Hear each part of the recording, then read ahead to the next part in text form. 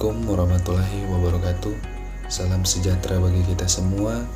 Om Swastiastu, Namo Buddhaya, salam kebajikan. Dosen yang saya hormati dan teman-teman yang saya banggakan, perkenalkan, nama saya Andres Stefanus Mumbunan, program studi ilmu hukum. Di sini saya akan mempresentasikan tentang topik atau gagasan mengenai COVID-19. Pengertian COVID-19 secara umum. COVID-19 adalah virus yang menginfeksi manusia dan hewan yang menyerang sistem pernafasan, atau coronavirus menurut WHO adalah keluarga besar virus yang dapat menyebabkan penyakit pada hewan atau manusia. Pada manusia, corona diketahui menyebabkan infeksi pernafasan mulai dari flu biasa hingga penyakit yang lebih parah seperti MERS dan SARS. Penyebaran COVID-19. Tiongkok tercatat sebagai negara yang pertama kali menemukan kasus COVID-19 di dunia. Dilansir dari Kompaspedia 5 Juli 2020, Tiongkok melaporkan adanya penyakit jenis baru ini pada 31 Desember 2019, dan kantor WHO di Tiongkok pun mendapat pemberitahuan mengenai penyakit pneumonia yang saat itu penyebabnya tidak diketahui. Pneumonia atau infeksi yang menyerang paru-paru ini dideteksi pertama kali di kota Wuhan, Provinsi Hubei, Tiongkok. Hanya dalam waktu beberapa minggu, terjadi peningkatan jumlah orang yang terkena penyakit ini. Pada 30 Januari 2020, WHO mengumumkan kondisi kesehatan darurat global. Kemudian 11 Februari 2020, WHO mengumumkan nama resmi virus corona tipe baru sebagai SARS-CoV-2. Sedangkan COVID-19 merupakan nama resmi untuk penyakit yang ditimbulkan. Pada tanggal 11 Maret 2020, Organisasi Kesehatan Dunia atau WHO menetapkan COVID-19 sebagai pandemi global. Keputusan WHO itu dikeluarkan ketika virus corona telah menyebar di 118 negara dan menginfeksi lebih dari 121.000 orang di Asia, Eropa, Timur Tengah, dan Amerika. Dan pada 2 Maret 2020, untuk pertama kalinya pemerintah Indonesia mengumumkan 2 kasus pasien positif COVID-19. Namun, pakar epidemiologi Universitas Indonesia Pandu Riono menyebutkan virus corona atau COVID-19 itu sudah masuk ke Indonesia sejak awal Januari. Dampak COVID-19 di dunia pendidikan. Lebih dari 1 miliar siswa atau 72,4% di seluruh dunia harus belajar di rumah termasuk Indonesia.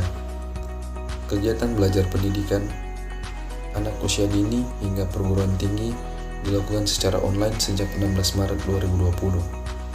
Pembelajaran online membawa disrupsi tidak hanya dalam proses belajar mengajar, namun juga memicu perubahan interaksi sosial di kalangan mahasiswa. Apa gejala COVID-19? Flu yaitu demam, pilek, batuk kering dan tenggorokan, dan sakit kepala. Penderita dengan gejala yang berat bisa mengalami demam tinggi, batuk berdahak atau berdarah, sesak napas, dan nyeri dada.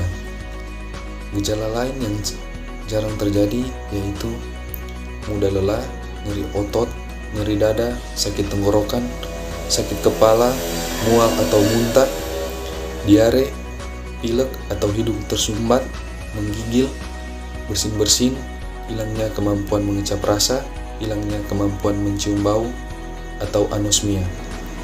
Sebagian pasien COVID-19 juga ada yang mengalami penurunan oksigen tanpa adanya gejala apapun atau hipoksia dan ruam kulit.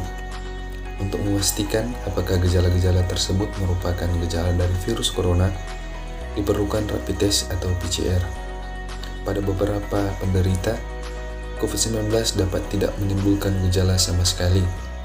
Orang yang sudah terkonfirmasi positif COVID-19 melalui pemeriksaan RT-PCR, namun tidak mengalami gejala, disebut sebagai kasus konfirmasi asimptomatik.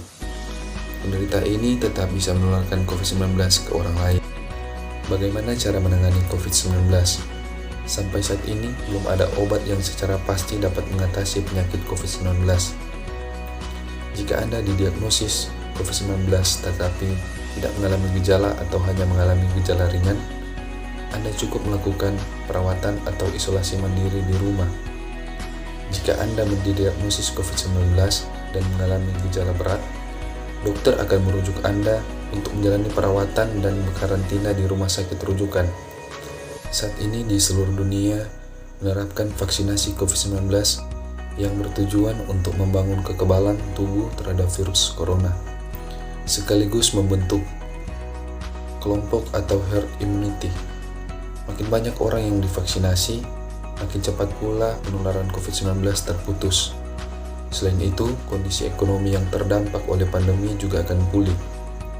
Agar tujuan-tujuan di atas tercapai, vaksin COVID-19 ini diberikan pada anak usia 6-18 tahun, ibu hamil, dan ibu menyusui. Sedangkan bagi orang dengan riwayat penyakit atau kondisi kesehatan tertentu, pemberian vaksinasi harus disertai izin dari dokter. Demikian uraian yang dapat saya sampaikan, semoga bermanfaat bagi kita semua. Mohon maaf sebesar-besarnya atas segala kekurangannya. Wassalamualaikum warahmatullahi wabarakatuh. Om Santi Santi Om. Namo Buddhaya. Shalom.